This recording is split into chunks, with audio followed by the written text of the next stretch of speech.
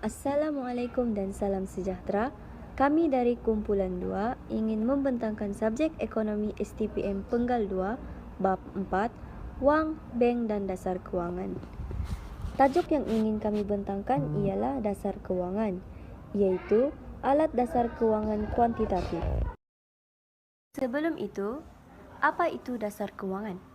Dasar kewangan merupakan dasar bank pusat mengawal penawaran wang atau kadar bunga untuk mengatasi masalah pengangguran atau kemelesetan ekonomi dan inflasi yang dihadapi. Dasar kewangan kuantitatif merujuk kepada dasar bank pusat mengawal penawaran wang dalam ekonomi dengan mengubah bekalan wang atau mengubah kadar bunga untuk mengatasi masalah pengangguran dan inflasi. Operasi dalam pasaran terbuka. Ini merupakan tindakan bank pusat menjual atau membeli surat-surat berharga kerajaan kepada orang ramai dan syarikat-syarikat perdagangan. Semasa inflasi, bekalan uang dalam ekonomi akan dikurangkan. Oleh itu, bank pusat akan menjual surat-surat berharga kerajaan kepada bank-bank perdagangan dan orang ramai. Apabila orang ramai dan bank-bank perdagangan membeli surat berharga ini, mereka akan menggunakan cek atau uang tunai untuk membayar. Dengan ini, uang yang dipegang oleh bank-bank perdagangan dan orang ramai akan berkurang. Seterusnya, jumlah uang yang boleh dibelanjakan untuk urus niaga dapat dikurangkan, dan akhirnya inflasi dapat diatasi. Semasa deflasi pula, bekalan uang dalam ekonomi akan ditambahkan.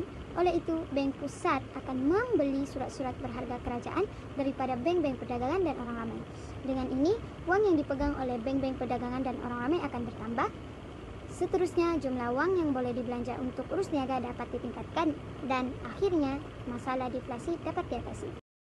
Seterusnya ialah nisbah rizab berkanun. Nisbah rizab berkanun ialah peratusan daripada jumlah deposit wang yang perlu disimpan di bank pusat. Seterusnya ialah apabila nisbah rizab dinaikkan, akan menyebabkan pinjaman berkurang dan sekaligus bekalan wang dan penawaran wang berkurang. Maka, situasi ini merujuk kepada dasar kewangan menguncup di mana bekalan wang menurun dan kadar bunga meningkat.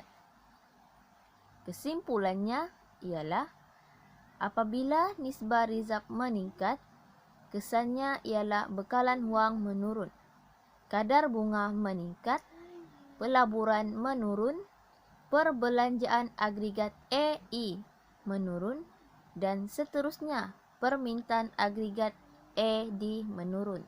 Maka inflasi dapat diatasi. Seterusnya ialah apabila nisbah rizab menurun, menyebabkan pinjaman meningkat dan sekaligus bekalan wang meningkat.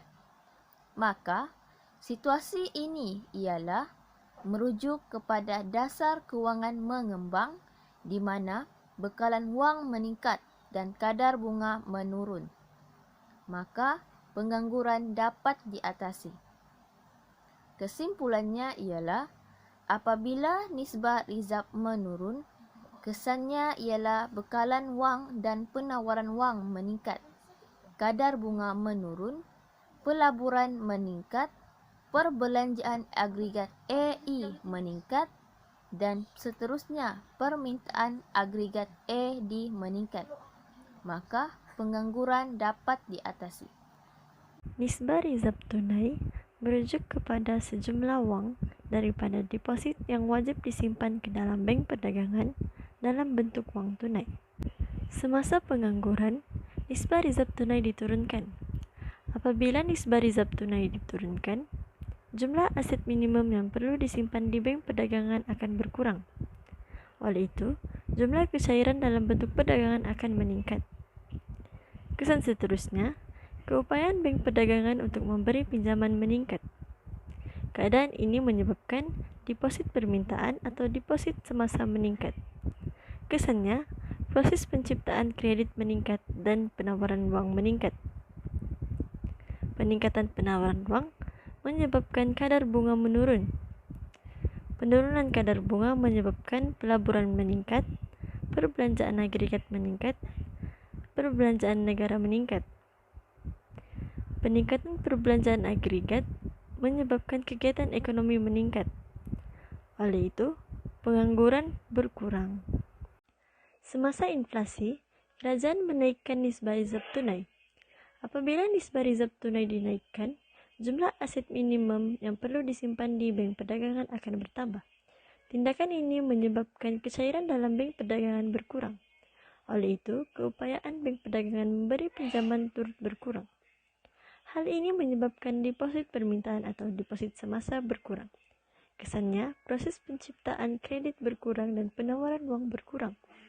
Pengurangan penawaran uang menyebabkan kadar bunga meningkat. Peningkatan kadar bunga menyebabkan pelaburan berkurang, perbelanjaan agregat berkurang, pendapatan negara berkurang. Pengurangan perbelanjaan agregat menyebabkan harga di pasaran menurun. Penurunan harga menunjukkan inflasi dapat dikurangkan. Alat dasar kewangan kuantitatif yang keempat ialah kadar diskaun. Kadar diskaun merujuk kepada peratusan tertentu yang mesti dibayar oleh bank perdagangan apabila membuat pinjaman dari bank pusat. Semasa inflasi, kerajaan akan melaksanakan dasar kewangan menguncup. Apabila bank pusat menaikkan kadar diskaun, maka kos meminjam bank perdagangan akan meningkat dan bank perdagangan akan menaikkan kadar bunga pinjaman pada orang ramai. Kesannya, kos meminjam akan meningkat dan orang ramai mengurangkan pinjaman. Oleh itu, keadaan ini menyebabkan pinjaman akan berkurangan dan deposit permintaan turut berkurang. Kesannya, proses penciptaan kredit berkurang dan penawaran uang berkurang. Pengurangan penawaran uang akan meningkatkan kadar bunga, mengurangkan pelaburan, mengurangkan perbelanjaan agregat dan mengurangkan permintaan agregat. Oleh itu, pendapatan negara akan berkurang menyebabkan tingkat harga turun dan inflasi dapat diatasi. Selain itu, apabila bank pusat menurunkan kadar diskaun, ini akan menyebabkan kos meminjam bank perdagangan daripada bank pusat menurun. Maka keadaan ini menyebabkan bank perdagangan menurunkan kadar bunga pinjaman pada orang ramai. Dan keadaan ini akan menggalakkan orang ramai untuk meminjam. Dengan itu, pinjaman meningkat dan deposit permintaan meningkat. Kesannya, proses penciptaan kredit meningkat dan penawaran uang meningkat. Peningkatan penawaran meningkat menyebabkan kadar bunga menurun menyebabkan pelaburan meningkat. Seterusnya, perbelanjaan agregat meningkat dan pendapatan juga meningkat.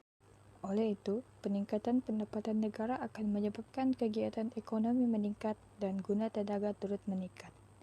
Akhirnya, pengangguran dapat dikurangkan. Alat dasar kewangan kuantitatif yang kelima iaitu kadar bunga semalaman. Kadar bunga semalaman ialah kadar dasar semalaman yang dilaksanakan oleh bank pusat terhadap bank perdagangan bagi menentukan kadar bunga dalam suatu tempoh tertentu. Iaitu semasa inflasi, bank pusat akan menaikkan kadar bunga semalaman berbanding kadar bunga pasaran. Maka, bank perdagangan akan mengenakan kadar bunga lebih tinggi kepada peminjam. Ini menyebabkan kos pinjaman tinggi dan mengurangkan kegiatan pinjaman dalam ekonomi. Oleh itu, penawaran wang akan berkurangan akibat kadar bunga yang meningkat. Keadaan ini menyebabkan pelaburan asing ke dalam negeri berkurangan kerana kos pelaburan yang tidak stabil. Kesannya, penawaran agregat dan permintaan agregat berkurangan dan pendapatan negara merosot dan inflasi pun menurun. Akhir sekali, itu sahaja daripada kami tentang alat dasar kewangan kuantitatif. Sekian dan terima kasih.